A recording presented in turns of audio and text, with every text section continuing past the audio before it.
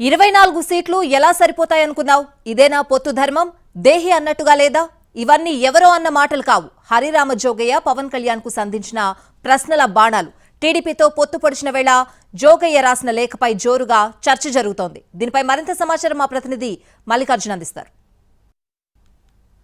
ఓట్ల సంక్షోభానికి ఏది తెర అంటూ మాజీ మంత్రి హరిరామ జోగయ్య ఈరోజు ఒక లేఖాస్త్రాన్ని పవన్ కళ్యాణ్కు సంధించారు. చాలా ఘాటైన వ్యాఖ్యలతోటి నిన్న జరిగినటువంటి పొత్తులో భాగంగా సీట్ల పంపకం పైన జరిగినటువంటి విషయం పైన ఆయన ఘాటైన వ్యాఖ్యలు చేశారు. చాలా ఫైర్ అయ్యారు.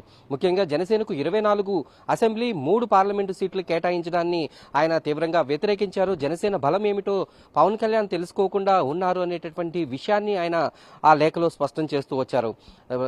ఇప్పుడు కేటాయించినటువంటి సీట్లు ఏవైతే ఉన్నాయో అటు టీడీపీ 94 సీట్లు ప్రకటించింది, జనసేన 5 సీట్లను ప్రకటించింది. ఈ నేపథ్యంలో ఈ సీట్ల పంపకం ఏ ప్రాతిపదికన జరిగింది అనేటటువంటి విషయాన్ని లేఖలో ఆయన చాలా ఘాటైన వ్యాఖ్యలు చేయడం జరిగింది.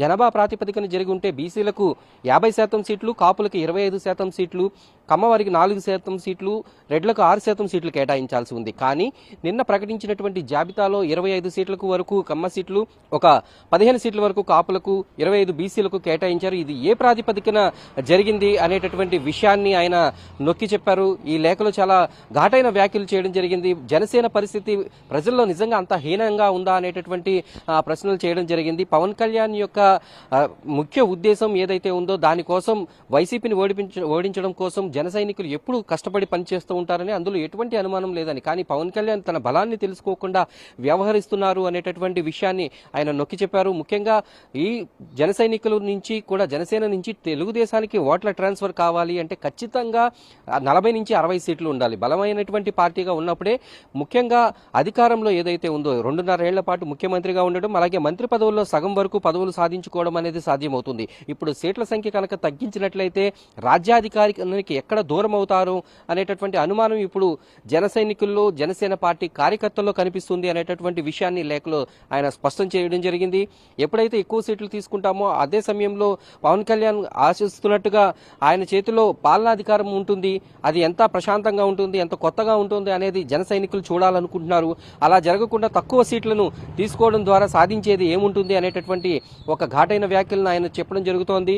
ముఖ్యంగా ఎప్పుడు కూడా జనసేనకు ఆయన లేఖలు రాస్తూనే ఉన్నారు. ముఖ్యంగా ఓటు ట్రాన్స్ఫర్ జరగాలంటే జనసేన 2019లో 10,000కు పైగా ఓట్లను సాధించి ఆర్థికంగా బలంగా ఉన్నటువంటి నాయకులు ఎవరైతే ఉన్నారో వాళ్ళకి 40 నుంచి 60 సీట్లు కేటాయించేటటువంటి అవకాశం ఉంది. ఈ నేపథ్యంలో కేవలం 24 సీట్లు తీసుకోవడం రాష్ట్ర శ్రేయస్సు కోసమేనా అని పవన్ కళ్యాణ్ చెప్తారా అంటూ ఘాటుగా ప్రశ్నలు కూడా సంధించారు.